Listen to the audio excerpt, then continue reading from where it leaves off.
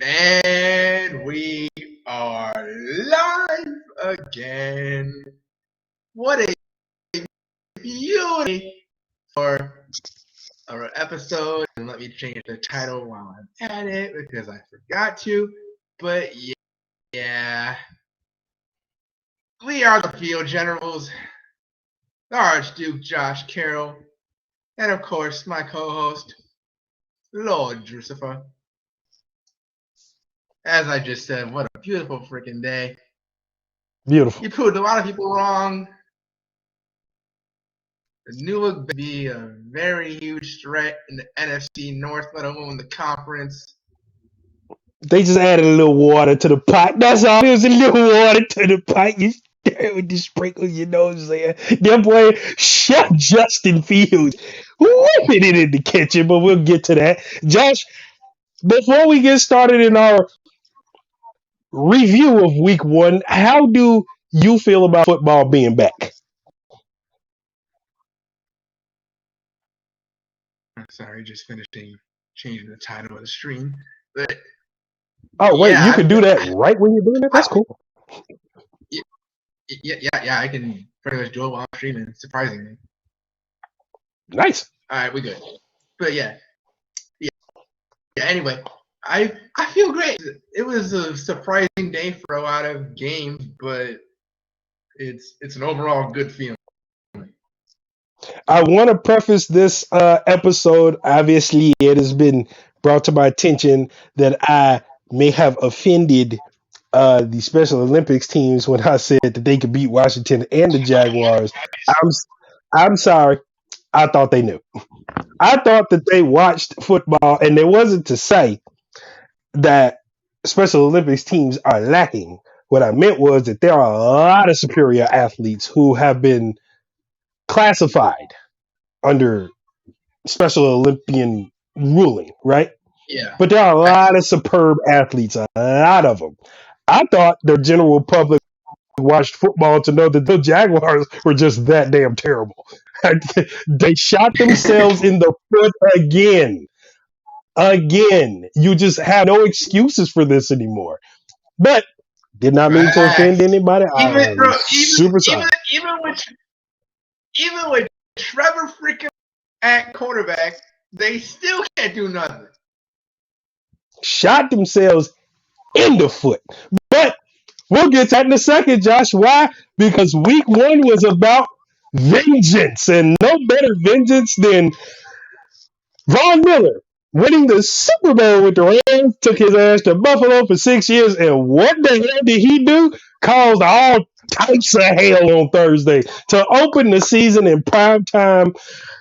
The Rams turned it over 3 times. Von Miller, I think, had 2 or 3 sacks by himself. The Bills walked in and put their nuts on the table, told the Rams to suck it, and made them do it. 31-10 over the Super Bowl champions. Sunday kicked it off with a rivalry game. Saints, Falcons. Saints walk into the ATL, and they came out with a dub. That boy Will Lutz might have some golden feet on him, because that boy ain't missed since I seen him. Let it kicker. Saints hold on to win 27-26. Browns went to Carolina to face their own quarterback in Baker Mayfield. Not like that kid. Carolina looks like they have some promising defense and offense. Unfortunately, Baker said, and I quote, "I'm going to fuck them up," and the Browns shut him up by 2 points. Browns take it 26-24. Everybody saw it was a rainy day at Soldier Field. One of our picks, the second pick to click, it was Niners and Bears. A lot of people picked the Niners. I personally picked the Bears. They hold on to win it 19-10. More on that later. Josh, we saw the Steelers travel to Cincinnati to go against the AFC champions, Joe Burrow. That Joe Burrow, yes, that Joe Burrow, and the Bengals. And Mitchell Trubisky looked good up until TJ Watt tore his pectoral muscle. Unfortunately, he will need surgery. Najee Harris did have an injury. He is expected to play this coming Sunday. It goes to overtime. That's a huge defense for real. Like I swear, without TJ Watt, their pass rush is practically depleted. No Maybe, question. and maybe they have a backup. We don't know, but it has yet to be seen. Like you said, it is a significant blow to that defense. Steelers, however, go to overtime, hold it 23-20 over the Bengals. They have first place in the AFC North for now. Eagles travel to Detroit. That Detroit, and you know what? I was surprised, Josh. The Lions scored more than 10 points today. It's terrible because Yeah, the Eagles that's beat that them that down that's last really year. the only good at this point. Yeah, but the If they, Eagles if, beat them down last year and they beat them down this year. 38-35. Is there an uptick for the Lions to score at home like that? I would certainly say so after Detroit having a significantly poor offensive line. They had a poor defense, but to keep up with the Eagles and score 7 touchdowns, it looks like an uptick for yeah, Detroit. that was pretty freaking impressive for sure. I mean, it's very promising to say the least, but I'm probably not fully convinced until maybe later in the season. If they can keep this up, obviously there will not be can be a real competitor in the NFC North this year, but maybe next year, a couple years from now,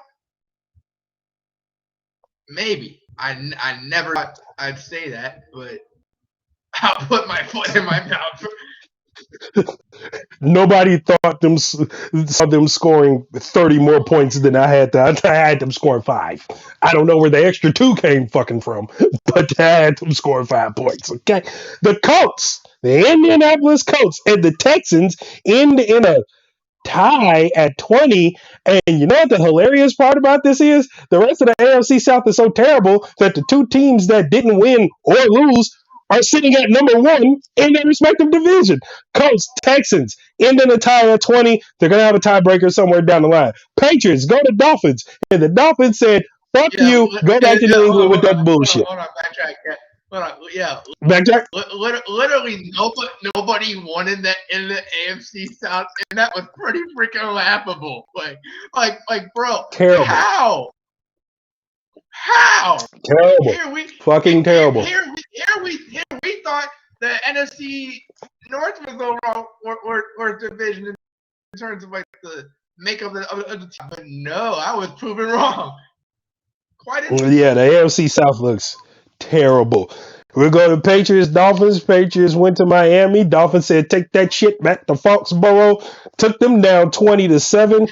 Dolphins, I do believe, lead the or second in the division. Oh, no, they lead the division because the Bills have not had a divisional game yet. Ravens go to New York to play the Jets. And they did what we thought they were going to do. Ground the Jets and shot them right out of the sky. Jaguars go to Washington. I am never calling them the Commanders. What the hell? Washington takes care of business because Jacksonville can't help but shoot themselves in the foot at the last second. Hold on, 28-22. Chiefs, Cardinals. I want to make a very staggering statistic to the people because I came and said it takes more than to win a game. However, I did say that the Cardinals only had Budda Baker on their defense to make some significant noise, and Patrick Mahomes could be Patrick Mahomes without the rest of the team and still beat the Cardinals. Boy, did they give them a whopping 44-21. There were 66 plays run, 33 first downs. That's terrible. Cardinals, y'all got to clean that shit up. Raiders, Chargers, the Mac Daddy.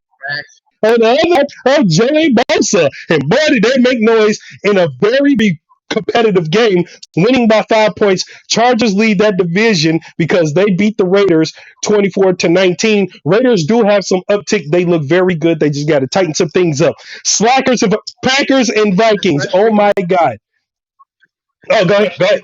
Considering they just extended Darren Waller, so he'll be there for them, and they needed to. Oh. With Devontae Adams, too? Cheers to the Raiders. I want to see them do big things.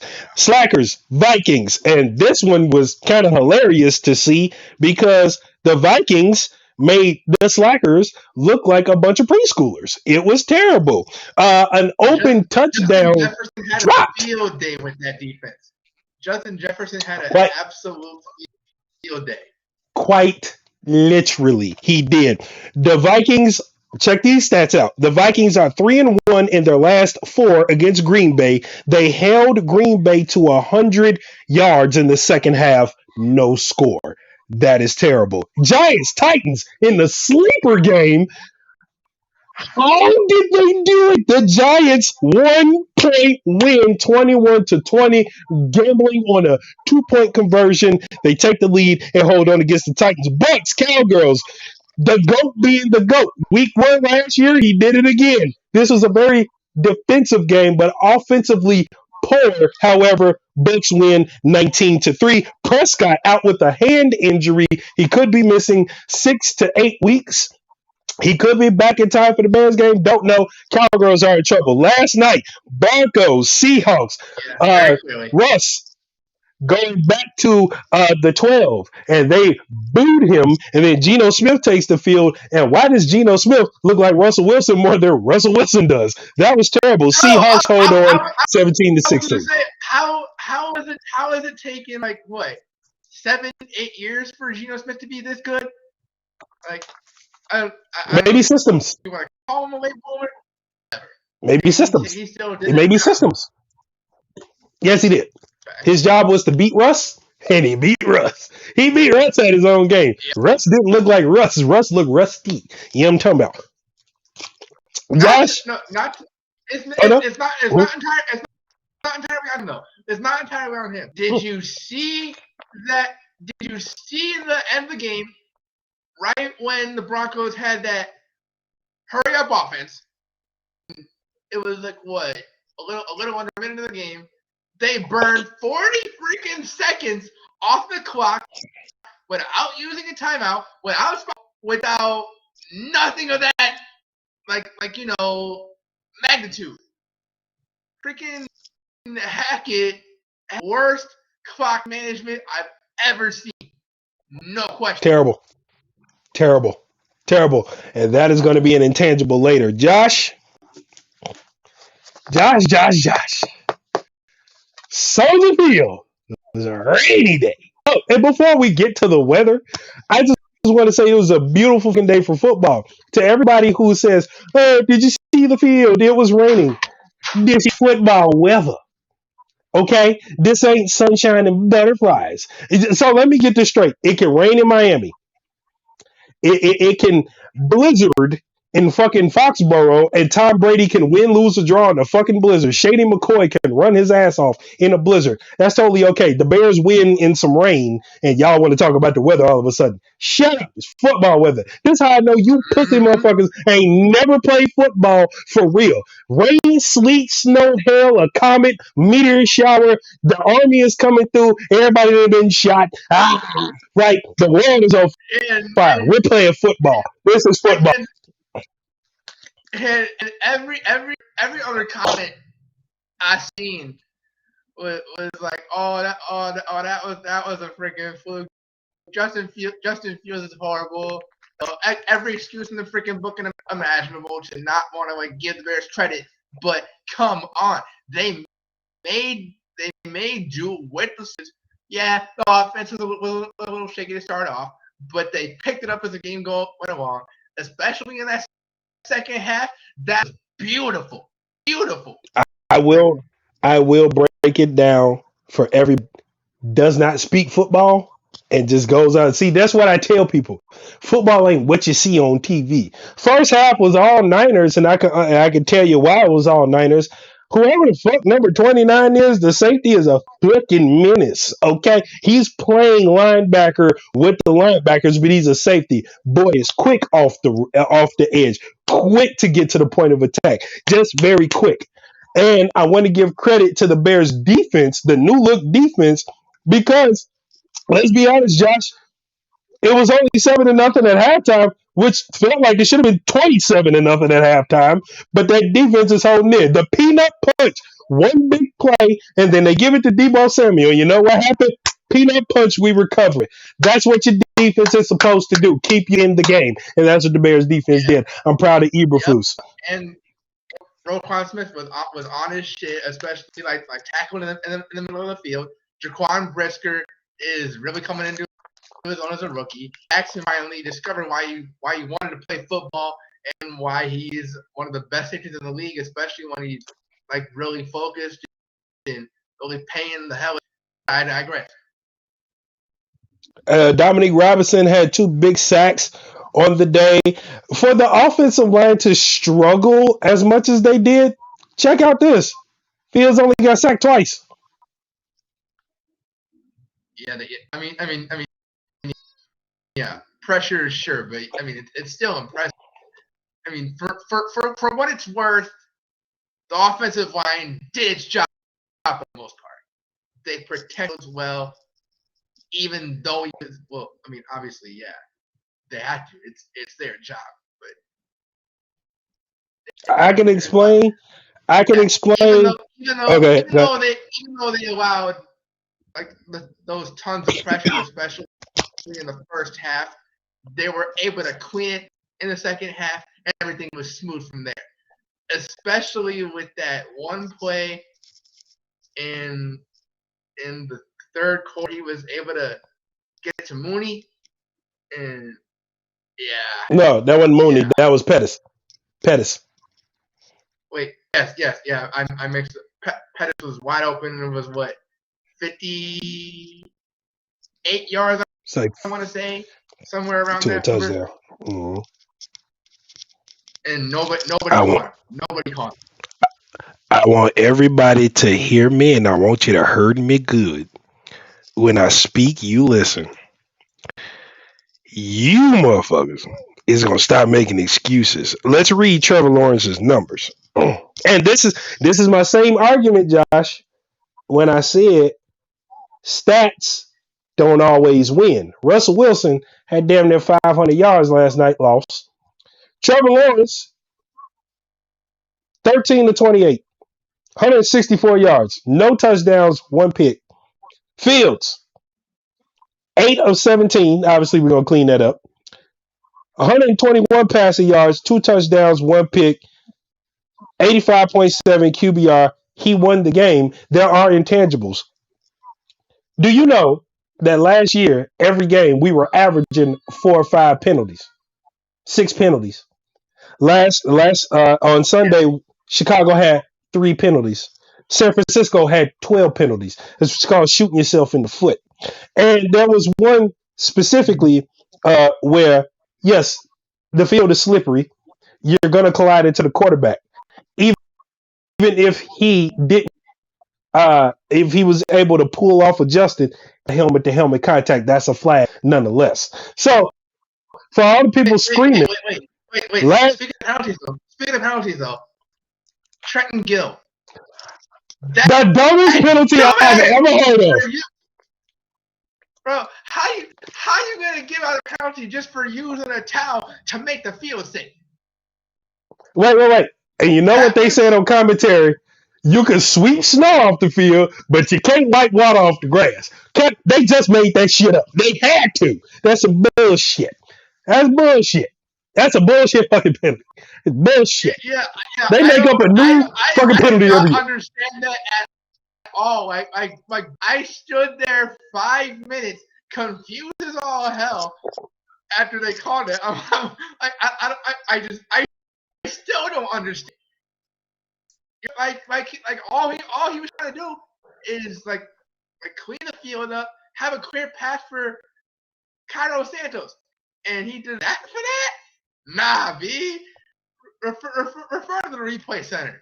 Go to the replay center. Yeah, that is trash. Josh, I got one for you today because I'm calling out all the Bears fans, the football watchers. So I'll let you do shit. Right. I want to talk about all the football analysts, the ex-players, the Ryan Clark in specific.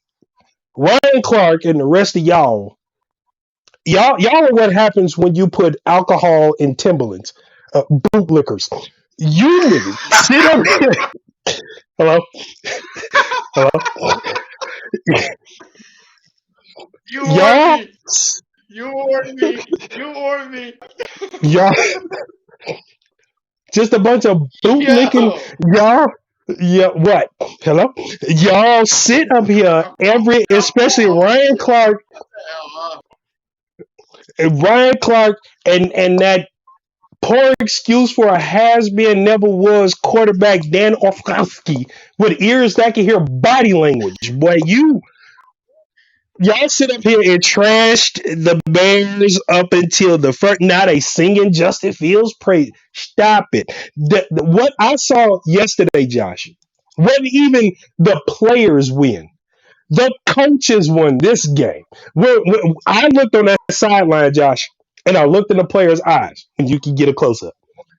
I looked in their eyes, and I saw uh, two things that I have not seen since they won the NFC Championship with Mitch.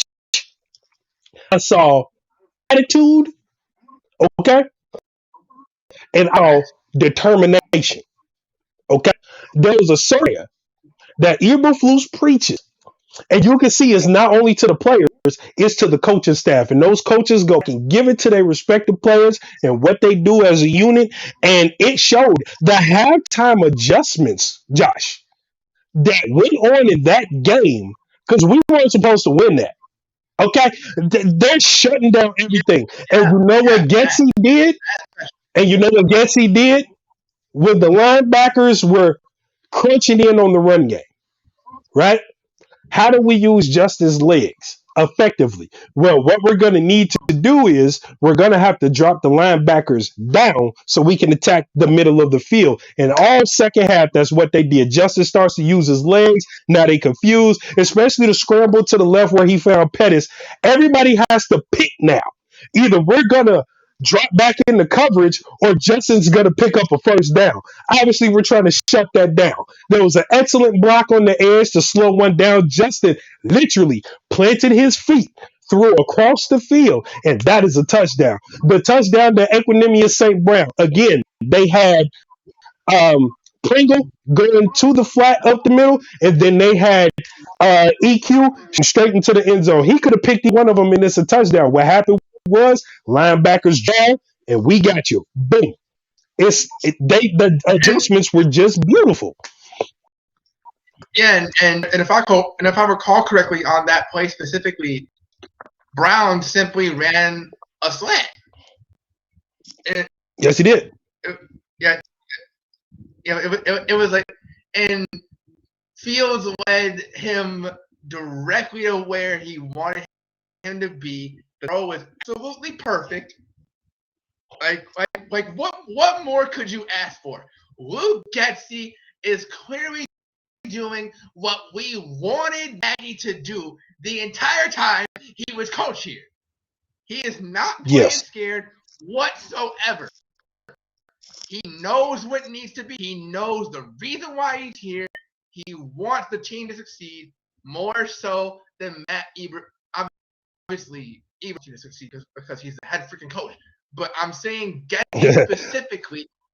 I'm saying Getsy specifically because he can tell and strengths of damn near each player on the offensive side of the ball and defensive for that matter. Depending on who we play. They started with the Niners. If we can take this and run with it week by week, there ain't no telling what offense can produce. I'm going to share a quote from number 33, Jalen Johnson, when he talked about Trey Lance. And he said, and I quote, and you can go find some of these media outlets that said this, because this is where I found it. What did he do? He didn't do shit. We made him play quarterback. And that they did. When you you want a defense to make quarterbacks play quarterback. I like Trey Lance. You know why? Because he's another mobile quarterback. He's another quarterback that can use his legs. But let's not get down on Trey Lance just yet. This is his rookie starting year. He's going to get beat the hell up. You have to expect that, hey, Mitch went through it. Facts. Especially Mitch considering he had no weapons. Mitch went through it. Justin went through it last year. You got to give these young guys time to produce and time to learn. Some of the defensive stats, or some of the stats from the game, rather, Pettis had a touchdown, EQ had a touchdown, Herbert had a rushing touchdown, Eddie Jackson, of course, with a beautiful pick, going single high safety and cutting down. Jalen Johnson caused the fumble. Jaquan Brisker recovered it. The defense held San Francisco to one score per half, a total of 10 points. Offense scored 19 unanswered points. Look at this adjustment, Josh. The first 6 drives, 5 points, 1 pick. The last 4 drives, touchdowns, 1 punt. If that's not adjustment, I don't know what it is. And it was very Jay Cutler-esque against the Niners when they played Colin Kaepernick. Because if you remember in that game, Chicago was down 21-7. Cutler gets popped, gets pissed off, gets 21 unanswered. Bears beat the Niners then. I think it was 2013 or 2014. It was 2014. So it was 2014. Cutler gets popped pretty hard, and he goes 21 unanswered points in Sanford to beat the Niners 28-21. And this looks the same. They make adjustments, and they go 19 unanswered. Want to know what else I noticed? Is the specific kind of run plays they were doing. It wasn't necessarily like pigeonhole type of formation, like the kind of like draw and misdirections they were running. Like it, I feel like especially the draw plays. I feel like they allowed Montgomery and Herbert to really make the most out of how they run, and they run completely different ways. Berserk. But the result is the same. Yes. Any positive yardage is good yardage, and boy, I don't know what I'm more happy for, the fact that we won or the Packers lost. Anyway, we're gonna go to our picks to click. Why not both, because that's also good, So in the lead, we have 3 people in the lead with 4 points. That would be Mom, that would be Roy T, and that would be James with 4 points. Me, Josh, G. Gray, Tyler, Mo, Jamie, and Emilio and Lamar all have 3 points. Eddie, CJA, Rob, and Malik have 2 points. I don't know what the hell Cash was thinking, because he just what were you thinking? Why, Cash? Why? You have 1 point. Yeah, that was just horrible prediction, my guy.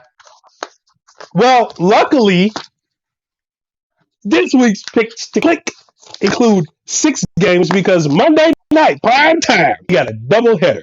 And wait, well, yeah, it'll be 6. Y'all got chances to catch up. And don't forget, if I tag you in that post, that of course means you're able to win a free custom jersey at the end of the year. And the more you do vote over the course of the year on the picks, the higher your chances will be to win the jersey. So whoever I tag, so if you skip a week, yep, keep at it. You have until really, you have until I say Thursday after or whatever.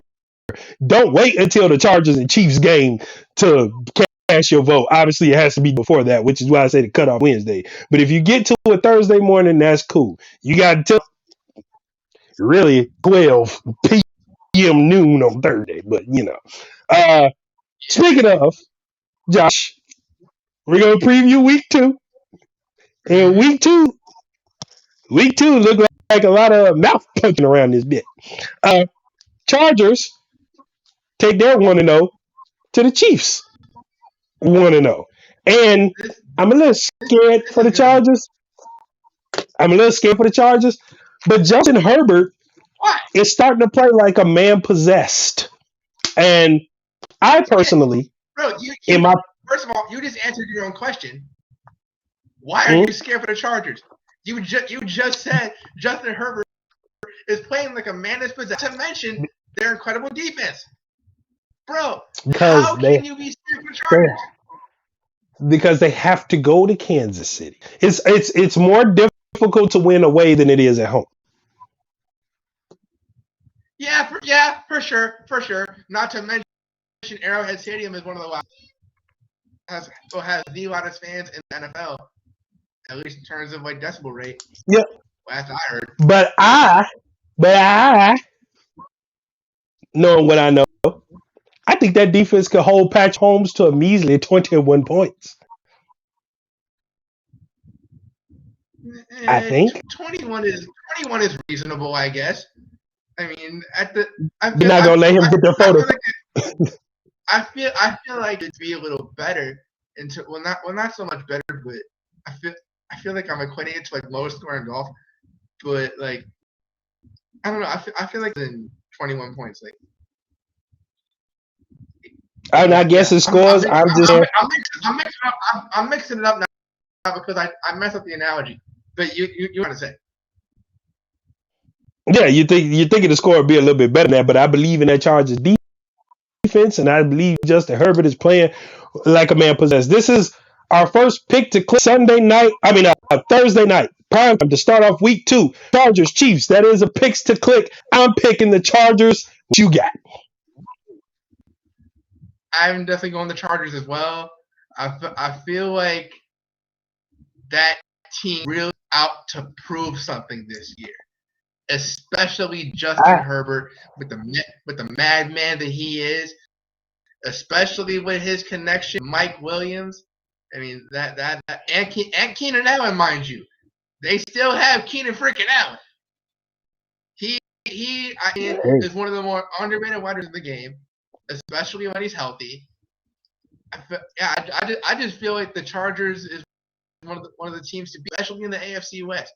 And if the way things are going now continue to go their way, they'll quickly beat the Chiefs. If I don't know if we're predicting the score while we're at it. If we're not, it can wait. Okay. We don't have to predict the score, but it's interesting. What do you think? What do you think the score will be? Just for shits and giggles. Okay. I'd like to say 28-17. Chargers. Damn. Okay. Jesus, tap dancing Christ and an ice cream sandwich. All right. I was gonna say 24-21. Jeez, Josh, 17. You sounded like a whole country dude. Yeah, no. All righty. Let's move to the Sunday games. Patriots get another crack at it to win on the road. They have to travel to Blitzburg to face the Steelers. TJ Watt obviously out with a torn pec. I still think the Steelers pull this off. Mitch Trubisky facing what looks to be his little brother in Mac Jones, but I think the Steelers defense is just significantly better with or without TJ Watt compared to what the Patriots faced against Miami, with offense running against Miami, because Miami shut it the fuck down. Is it going to happen 2 weeks in a row? I think so. I picked the Steelers. Yeah. In all honesty, I'm a little less confident in the Steelers defense because of TJ Watt. But what they don't have in the pass rush, the secondary will more than make up. So I still, especially with Minka Fitzpatrick. So I definitely feel like they can still take it. With that said, I don't think they'll beat the Patriots clearly, but I'll still think they'll take the dub regardless. Josh said he is taking the Steelers. Miami Ravens. Now this might be a slobber knocker of a fight. Xavier Howard also playing like a man possessed on defense. Tyreek Hill didn't get that many calls, but what he did, he made it effective on the other side of the ball. The Ravens look like they ain't lost a step. Lamar Jackson playing with some grit, determination, and a chip on his motherfucking shoulder. Who takes this one, Josh? Because this one is a toss-up to me. Ravens and the Dolphins.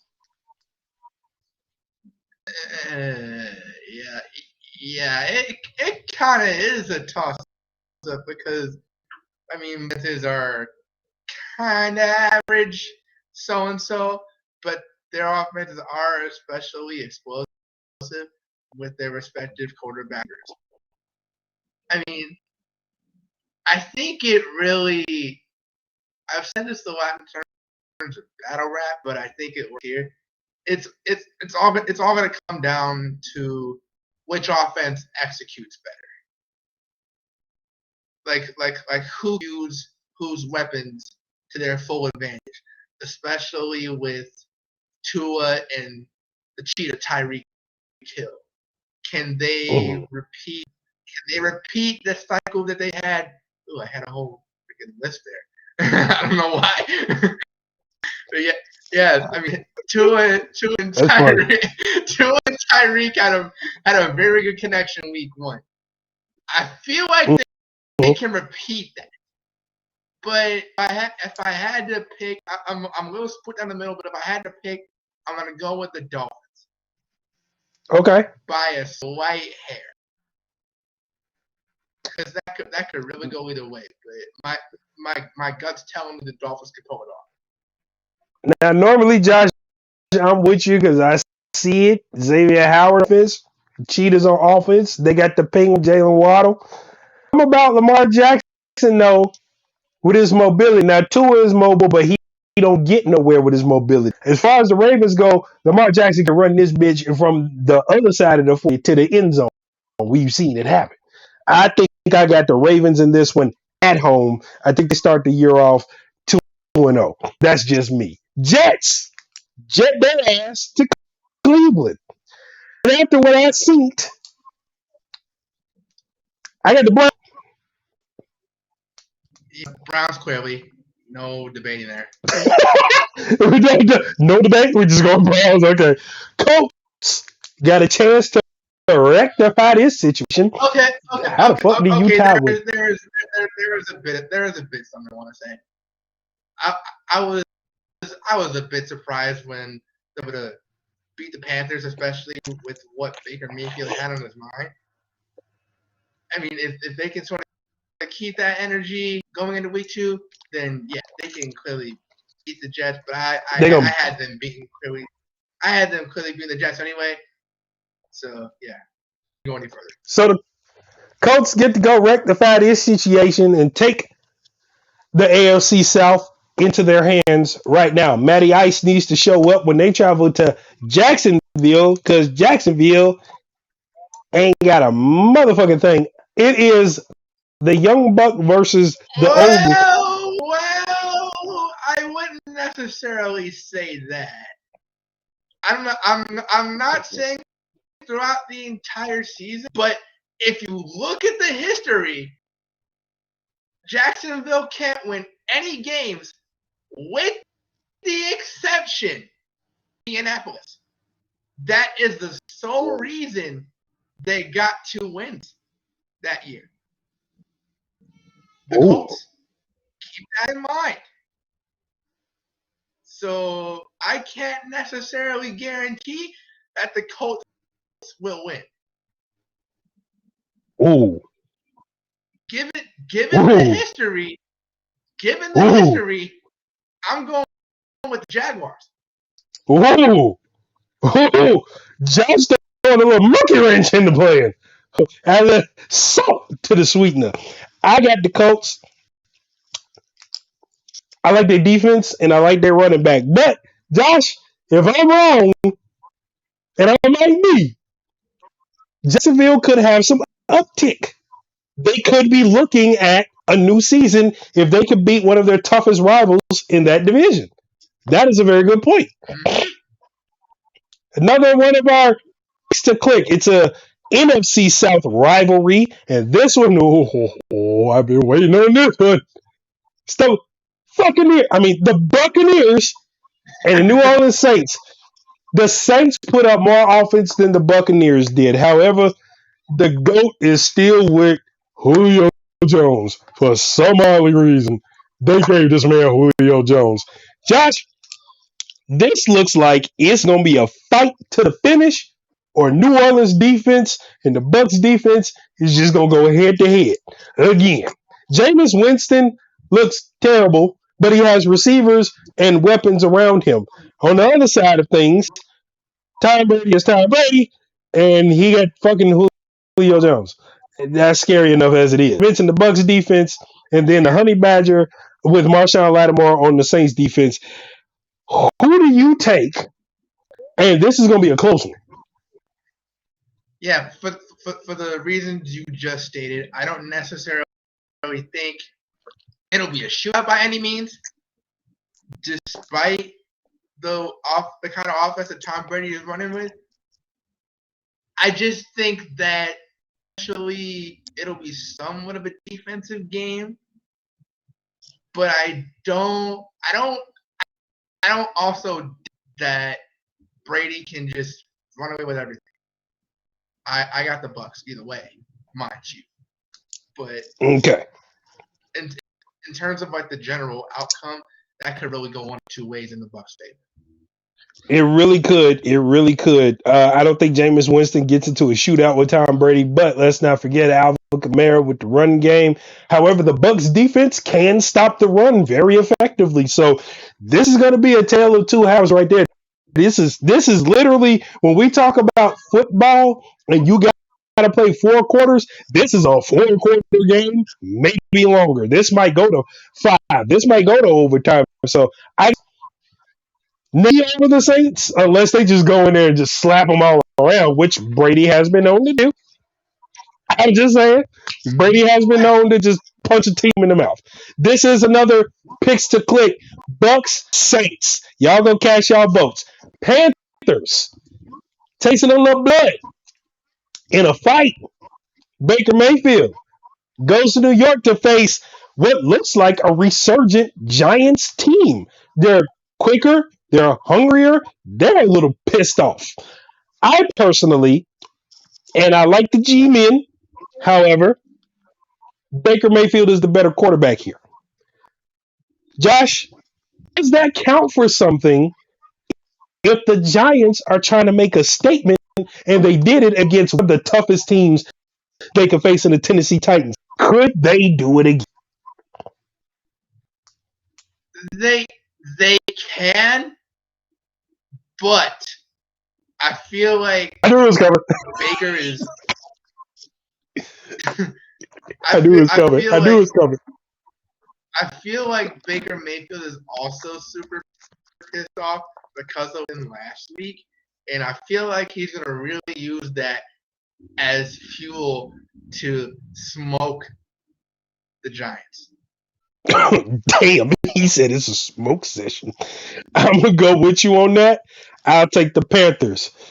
The Washington travels to Ford Field. I'm not calling them the fucking Commanders. Okay, the team name is horrible. the Lions welcome in Washington, and I'm gonna say, Josh, they're a division rival. But if the Lions can repeat what happened against the Eagles and get that run game going and get some passes downfield and for the first time in forever actually protect their quarterback, I think the Lions beating Washington. Yeah, I mean, honestly, you know what? Yeah, because for what it's worth, I feel like the Lions have wins offensively than Washington does. So what they have Jared Goff. He's actually becoming a little better in the Lions system, might I add. Plus DeAndre Swift is looking to have a real career year at running back. There's no real like predicting how the Lions offense is going to go at this point. You can't automatically assume on a whim that it's going to go quite horribly. Like you can't really say that now. So that being said, I'm gonna have the Lions on this one. Just also, a slight edge. I don't think. Right. Like I never thought I would go with the Lions, but if they can repeat some of that attitude, Unless they shoot themselves in the fuck. Nah, wait. The Lions don't shoot themselves in the foot. Carson Wentz shoots himself and the rest of the team in the foot. You know, you, yeah, I'm keeping Detroit. you a whole Swami Chris Berman out here, bro. No. It's cool. I'm keeping the Lions. The reason being is Carson Wentz will shoot himself and the rest of the team in the foot and cause them to lose. So I'm keeping Detroit. All right, we're moving on to the 3:00 and 3:30 games. Josh, when you talk about Seattle, you would talk about one man, Geno Smith. And Geno Smith beat Russell Wilson, looking like Russell Wilson. And what happened was that I saw is that what stopped Russ is one, poor game management by the head coach. Two, he only got one real weapon in Jerry Jeudy. And three, the Seattle defense was never known for having edge rushers. They would have a good middle linebacking core, and then they would have the D-backs. But Seattle upgraded their edge rushers significantly to stop mobile backs. And a mobile quarterback in Trey Lance just went against edge rushers in Chicago, elite status, mind you, and got sacked, got picked, caused a fumble. Does Seattle repeat that formula when they stop Russ on Trey Lance, or does Trey Lance celebrate a victory at home? I got Seattle basically based off defense. But also, you can't exactly count out the Niners pass rush either. Totally true. Especially with Armstead and Bosa. I mean, I feel like it's going to be a pretty even game. But if I did have to pick, I'm gonna go with the Seahawks because I feel like at this you can trust Geno Smith over Trey Lance. Who knows? The youngin might pick up his first win. He might get knocked on his ass. Who knows? Atlanta. Forever I love Atlanta.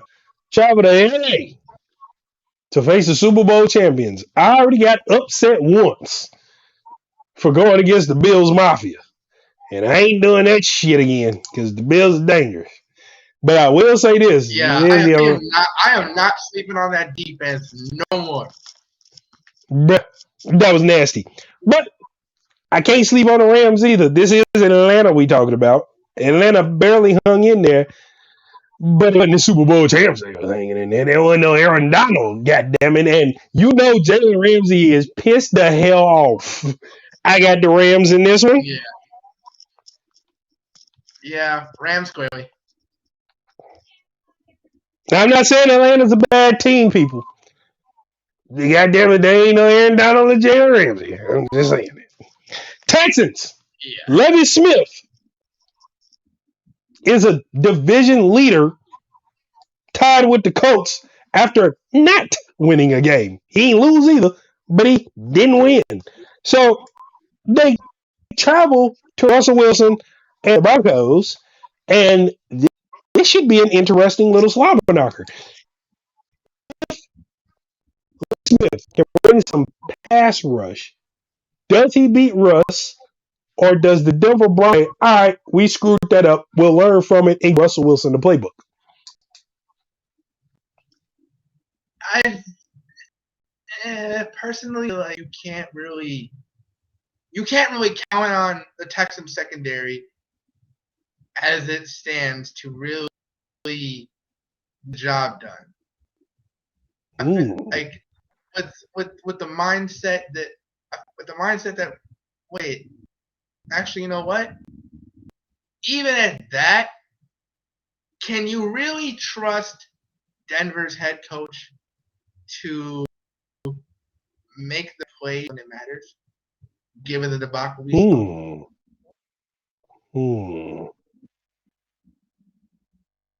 You can trust the team. You can trust the team, but can you trust the coaches? I Hmm. don't. I don't think. Hmm. But but be that as it may, I'm very inclined to go with the Broncos because Russ will more than likely have a chip on his shoulder from a game he should have Hmm. won. Josh is But I'm gonna gonna go go with with the the Broncos. Broncos. Josh, I'm gonna play devil's advocate for a second. Please When do. you bring up coaching, and we see how significant coaching is, even though I'm so mad at him for throwing the Super Bowl, I trust Lovie Smith more. I gotta go with the Texans defense. I got to. I gotta. That's just me. That's just me. Okay. So you're trusting the coaching experience. I ain't mad at that. Yeah, I just trust. I trust Lovey. Picks to click. We got the NFC West versus the AFC West. And Josh, after what I saw from Arizona, I got all the faith in the I'm sorry, the Las Vegas Raiders. Darren Waller signs what? Hello. Darren Waller signs an 5 year. extension. It was like a 5 year, 50, $60 million extension. I forget the They exact number, locked him. but I know They, it's 5 years. they locked him down. They got a very dangerous Devontae Adams. Derek Carr be for a bit of revenge. And this will be the team to do it to, the Arizona Cardinals. I'm taking the Raiders in And, our and, pick to click Arizona versus Las Vegas. and let's not forget Josh Jacobs is still at running back, who is very poised to have a good year. I mean, for what it's worth, actually have too many weapons on both offense and defense. I feel like Arizona's offense can't do nothing with that defense, and the Raiders' offense is gonna carve the shit out of Arizona's defense. No question. He's taking the Raiders. Picks to click Cardinals versus Raiders. Bengals, Dallas, with the absence of Dak Prescott. I keep getting the names messed up. I'm sorry. Joe,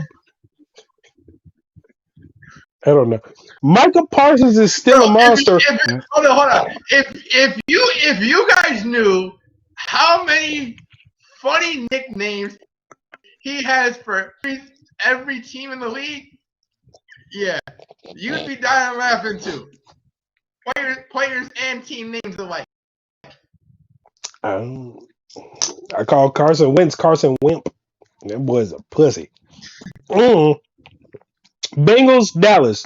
The cool kid, Joe Burrow, is going to look to correct what he didn't correct against Pittsburgh, going to Dallas. Dallas is without their starting quarterback, and that is a recipe for disaster, as we all know. If they ain't got Prescott, you might as well press stop.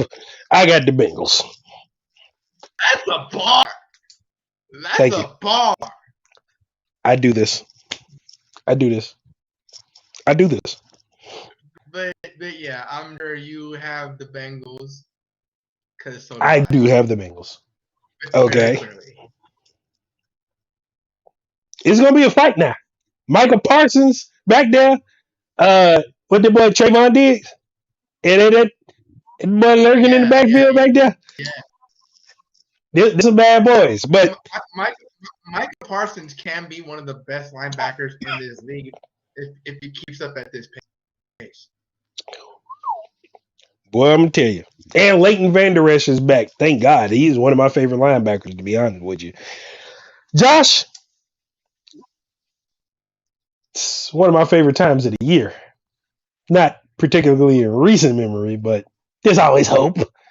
It is Bears Packers week. It's rivalry week. I'm gonna be multitasking because I gotta go get my laptop plug. Go ahead. It is I want to Bears. prevent what happened Last time So, yeah. is Bears Packers week. It is the oldest rivalry in NFL history. It Facts. is Always a game to look us. forward to. It is us versus our most hated rivals in the NFL, in the NFC, and most importantly in our own division. We go to Cheese Town, and the Bears, Josh, look like they got some bite. On the other side, we have a very pissed off Aaron Rodgers. If y'all remember, last year he lost Terry to the New Orleans Saints, and then he just proceeded to beat the shit out of everybody. What's different this year? There is no Devontae Adams, and Dick Bakhtiari is still sitting his fat ass down somewhere. Also, Yeah, we may or may not the get fact Al Lazard back. the fact I mean, what does that matter? Let's be honest. The fact that Rogers, and I apologize, y'all, sort of multitask, but obviously I'm still here. But yeah, anyway, what can Alan Lazard do? I mean, can you really count him as like a top receiver that everybody should be scared of without with Rodgers having a security blanket? I feel like their offense is totally different, and obviously that's exactly what you saw against the Vikings. Sad I don't day know. in Green Bay. I don't know. I just feel like the Bears are going to absolutely clear the path, offensively and defensively. Oh, I mean, that's a good well, statement. actually, you know what? I slightly take that back. It won't be clear because we still gotta worry. We still gotta worry about the Packers defense. One of the more underrated defenses in the league. Let's be honest. But nonetheless, I got the Bears with the W. I got the bet. That is one of our picks to click for Sunday night prime time. It is the biggest rivalry in sports. Bears, Green Bay. We go to Lambeau at 7:30 for game one of this rivalry and the renewed Bears defense. Monday night, it is a doubleheader. Both of these games are picks to click. We did add a bonus game on since both of them. Josh, the Titans got stunned by the Giants. Now they have to walk into hostile territory of the Bills Mafia, coming off a very dominant thrashing of the Super Bowl champions. I got the Bills over the Titans. Yeah, that'll be an interesting game, especially on the defense, especially on the defensive. But I do have the Bills taking this sort of clearly. All right, that is a picks to click. Titans at Bills Monday night. Our second game of the doubleheader, which is also another picks to click, a very interesting game considering what the Vikings and the Eagles both did on Sunday. Vikings travel to Philadelphia. It looks like a renewed Eagles team. It looks like that they have some defense to complement some of their offense, but I got to tell you, the Vikings defense just looks absolutely terrifying, putting Kirk Cousins and Justin Jefferson in prime position to run that offense. Not to mention Adam Thielen is healthy and he's playing lights out in support of that. Who do you have making more of an offensive splash? I personally, and I don't want to vote for them because they are our division rivals, but the Vikings look like the better team heading into this game. Again, never thought I'd say this. Kind of do. Although the Eagles do have slightly more weapons off. But one thing I do know is that Justin Jefferson and AJ Brown about to go off. They're gonna have field Clearly. days with they're gonna have field days with each other. That's no question. Clearly. Did have to pick, but if I did have to pick, I'm gonna go with the Eagles. Oh, Josh. You sneaky bastard. All right. Those are your picks to click. Chargers, Chiefs, Bucks, Saints, Cardinals, Raiders, Bears, Packers, Titans, Bills, Vikings, Eagles. Y'all have until 12 noon on Thursday, preferably Wednesday night, but 12 noon on Thursday.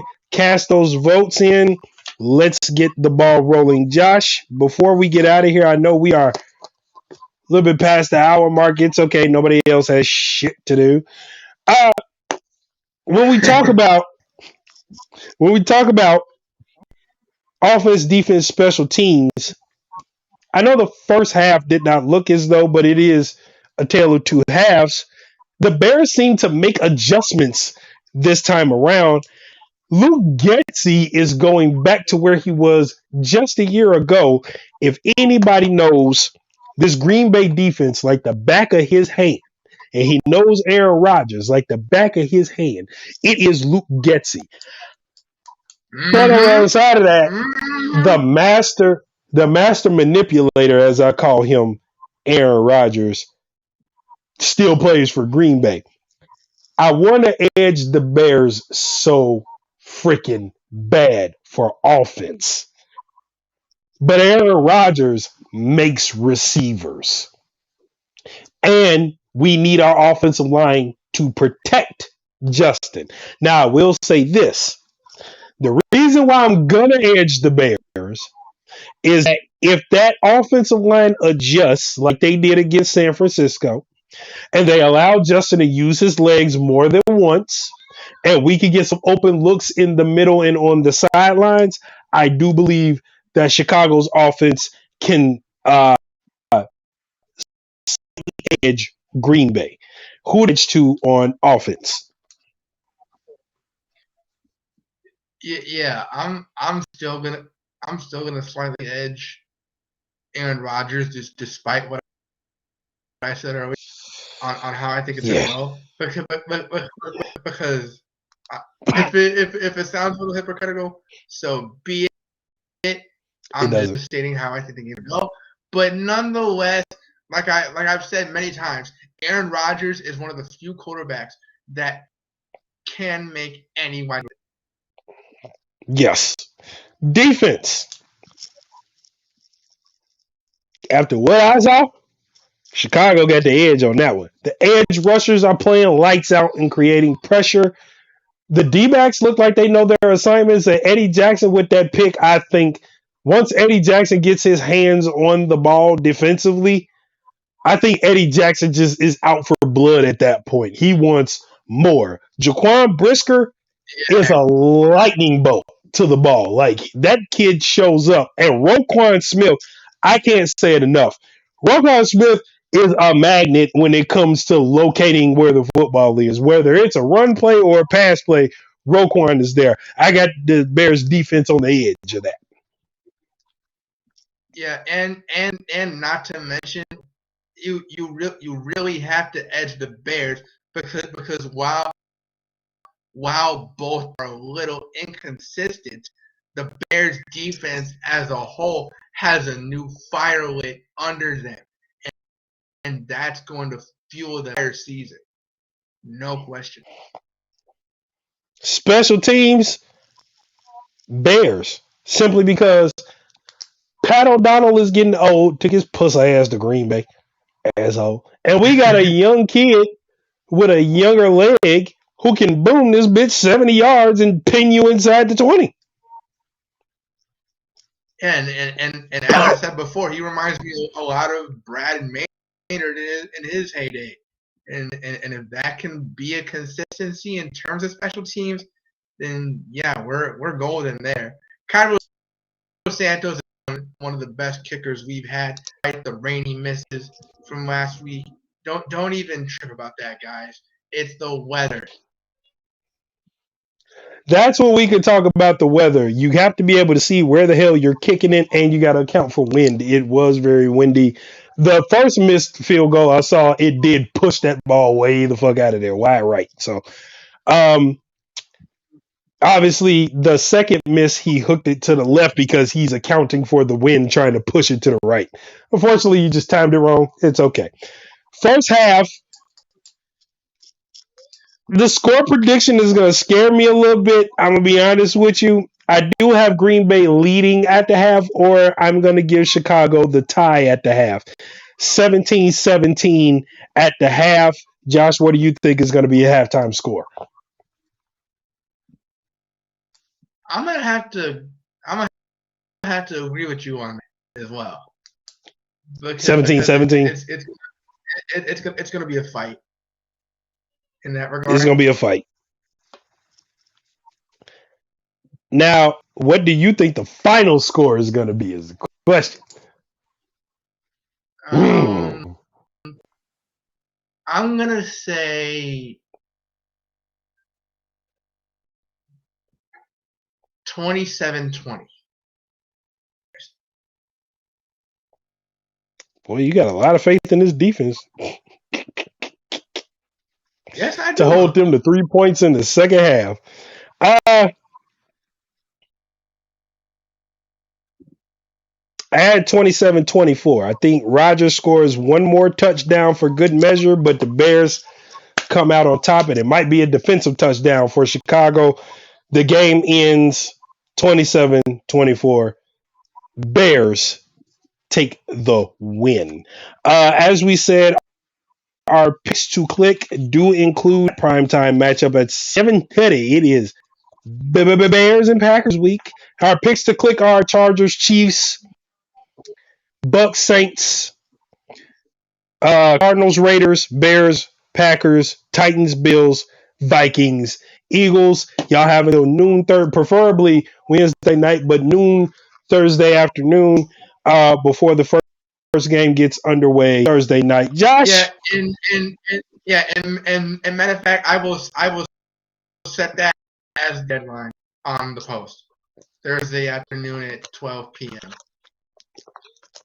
Josh, it's the most wonderful time of the year. We got touchdowns and blitzes and lots of pick sixes. Dude, it's football season. If y'all can't handle the weather, don't fucking watch it. The weather did it. Pussy ass motherfuckers ain't never stepped off the porch to play football for real. The turkey bowl was on Thanksgiving, and up here we can have rain, sleet, and snow in the same damn game. Fuck y'all talking about y'all playing football. I ain't never played football. Y'all know when you play with your neighborhood friends, it started in the summertime, well, springtime really, and it ends on Thanksgiving. The hell are y'all talking about rain? Y'all been sheltered all your life. You still sucking off your mama titty. What are you talking about? The rain did it. They had the same rain They had the same weather conditions the 49ers had. What? They had the same weather conditions the 49ers have. It's not like, oh, we turned off the sprinklers when the Bears were playing, but when the Niners got on the field with their offense, they turned the sprinklers back on. No, it's called lake effect weather. We are right next to the lake. This is what you deal with. You don't want to deal with it, don't come to Soldier Field. That's all I'm saying. It's football weather.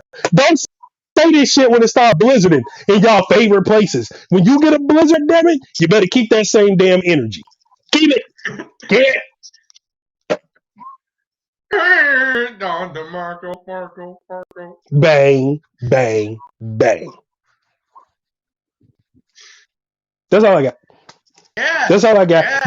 This is for you. This is for you alcohol and Timberland people. You bootlickers. That's for all y'all. That's for that. He's gonna love this one forever. That's a bar. You take it, run with it. Take it, run with it. Alcohol plus Timberlands, bootlicker. That's what. You know what I'm saying? Ryan Clark, I hope he see this too, because he just be that boy taste testing souls on Timberlands, but boot licking. What it tastes like velvet? Boy, stop it. Always got to trash the Bears, and then you sing their praises after. Stop, cut out all of them. Stop it, because they do the Talk to same the thing every hypocrite. year. Oh, Talk it's to gonna the be the hypocrite. worst team. They do all of them. They sit up, especially Dan, boy. You can hear bullet whistling past him in a graveyard, boy. He just with a silencer on it. Boy, he ears like himself run out the back of the end zone when he played on the Lions, but he can hear all the talk about the Bears. Boy, shut up. What? Stop it. Cut it out. Cut it out. Cut it out. Don't you ever. There was one analyst that I forgot to mention earlier that I might as well now on the topic. Newly acquired Sean Payton as respected of a coach. He's on Fox. As respected of a coach he is.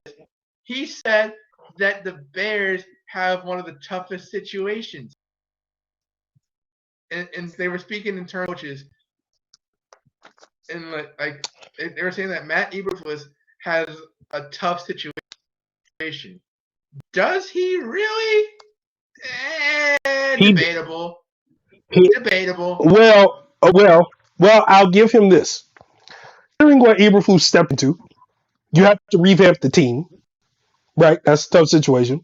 Look at your schedule. You want to win. Your GM looked in the camera and said, "We are here to take the North and never give it back."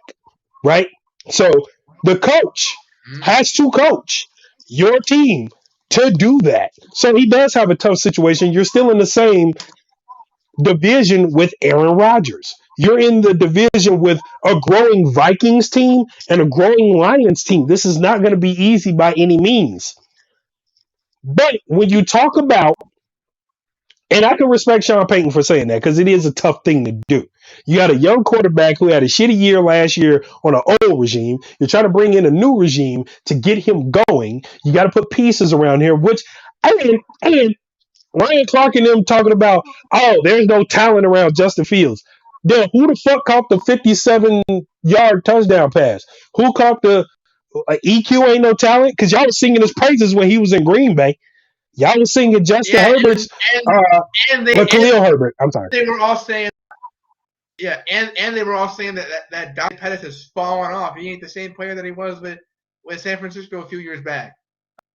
But they were singing his praises in San Francisco. Y'all were singing EQ's praises in Green Bay. Y'all were singing Khalil Herbert's praises last year. Darnell Mooney is one of the premier receivers ever, and y'all were singing his praises. What do you mean he has no talent around him? Mm-hmm. Yeah, we got plenty of talent. Y'all just don't want to recognize it. Boot liquor. They're gonna open up a liquor store called Boot Liquors. It's gonna be a logo with a Douce bottle and a Timberland just going like this on the little sign. Boot Liquors. No, and then they got special glass that look like the beer festum boot.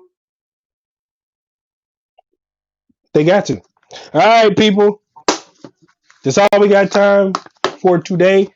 Get your clicks to pick in. We will see y'all next Tuesday for the wrap up of week 2 and the start of week 3. Let's see what your favorite teams are. I am Lord Drusifer, and that is the Archduke Josh Carroll himself. Josh, lead us out, please. Yes, thank you all for tuning in. This has been the Field Generals. Peace, y'all.